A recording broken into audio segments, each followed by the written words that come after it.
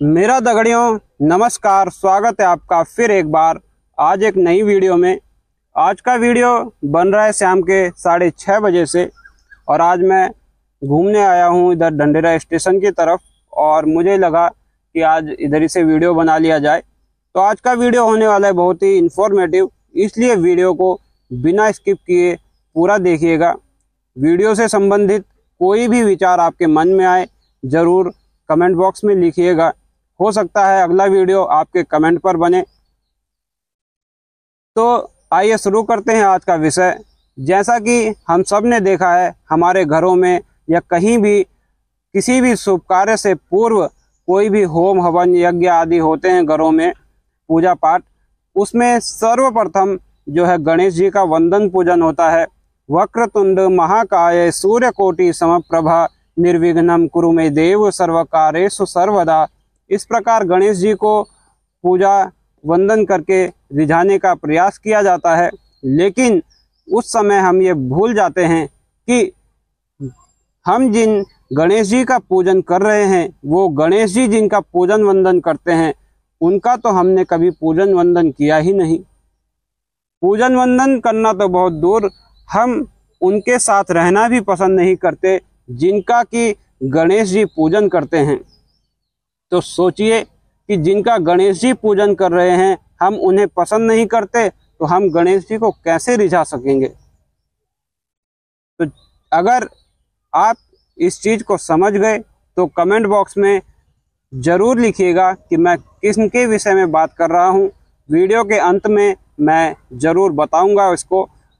तो चलिए शुरू करते हैं आज का विषय कि गणेश जी कैसे सब देवों में प्रथम पूज्य हुए हैं।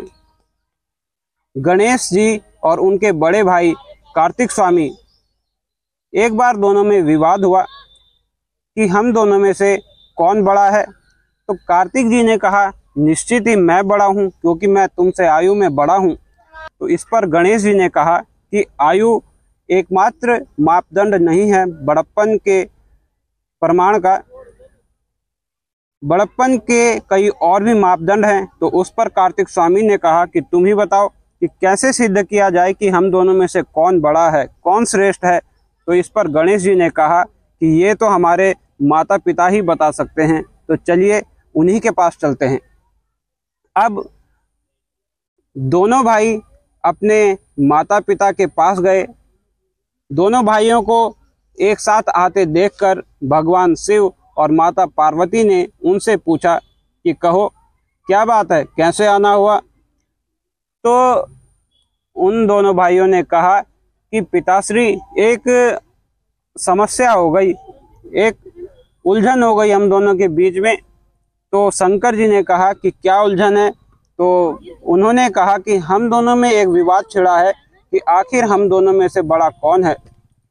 भैया कहते हैं कार्तिक स्वामी कि वो बड़े हैं क्योंकि वो मुझसे आयुष्य में बड़े हैं, लेकिन मेरा मानना है कि मात्र आयुष से ही बड़प्पन का द्योतक नहीं है, और भी कई मापदंड हैं बड़प्पन सिद्ध करने के। तो अब आप ही बताइए कि हम ये कैसे सिद्ध करें कि हम दोनों में से कौन श्रेष्ठ है।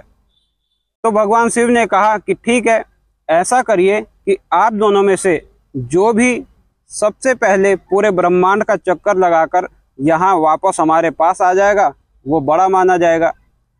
तो अब कार्तिक स्वामी की सवारी है मोर, और वो अपने मोर पर बैठे पूरे ब्रह्मांड का चक्कर लगाने के लिए निकल गए। उनका मोर उन्हें लेकर उड़ चला और गणेश जी अपने सवारी जो मूषक है उसे देखते रहे। अब मूषक और मोर की कोई तुलना तो है नहीं, जितना तेजी से मोर जा सकता है उतनी तेजी से मूषक नहीं जा सकता। तो अब गणेश जी जो है शांत बैठकर वहाँ सोचने लगे कि आखिर क्या किया जाए। गणेश जी ने एक प्रेरणा दी है कि जब कभी भी आपको बाहर कोई रास्ता न दिखे तो अपने अंतर में गोता लगाइए, आपको अंदर आपके हर सवाल का जवाब जरूर मिलेगा। और वही गणेश जी के साथ हुआ, उन्हें एक प्रेरणा मिली सुंदर अंदर से, और वो गए अपने माता पिता के पास और उन्होंने ऊंचे आसन पर बिठाया। उनके माता पिता ने पूछा कि ये तुम क्या कर रहे हो।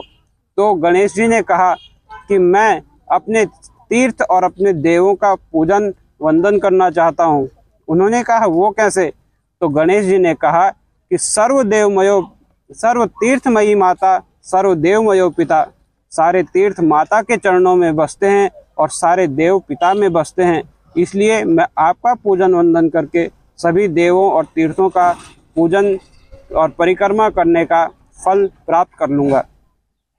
अब भगवान शिव और माता पार्वती ऊंचे आसन पर बैठे हैं।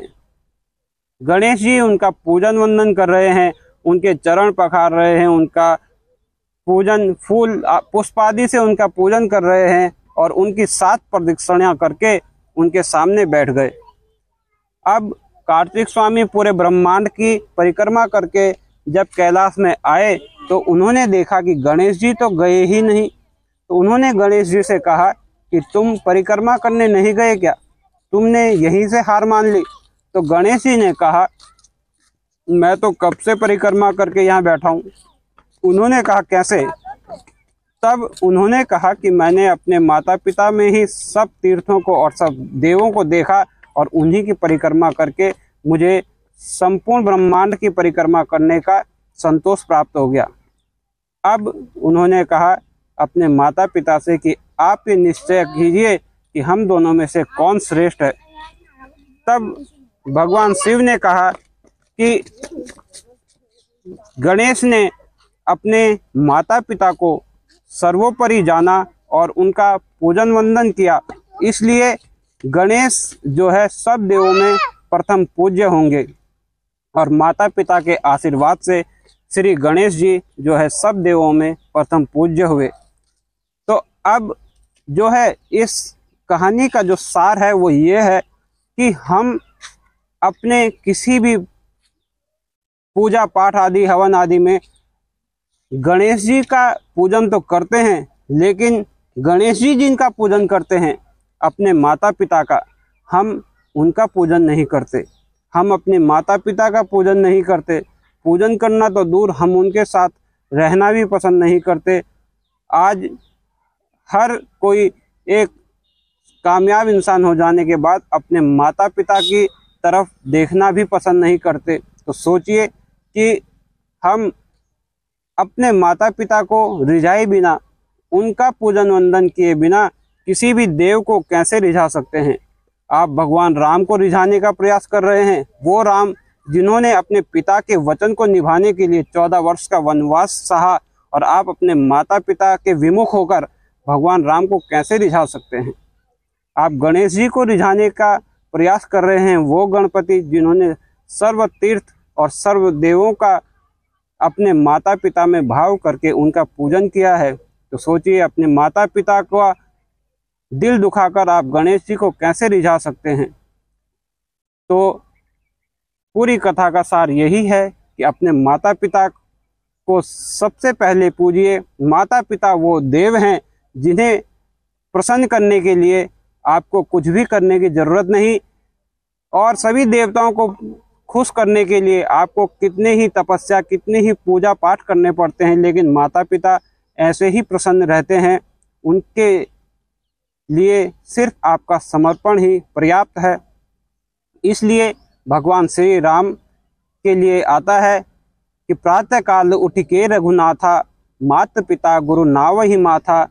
वो भगवान राम अपने माता पिता गुरुजनों को रोज प्रातःकाल उठकर उनको वंदन करते हैं, उनका पूजन चरण वंदना करते हैं। तो हम भी अपने माता पिता का पूजन वंदन करें।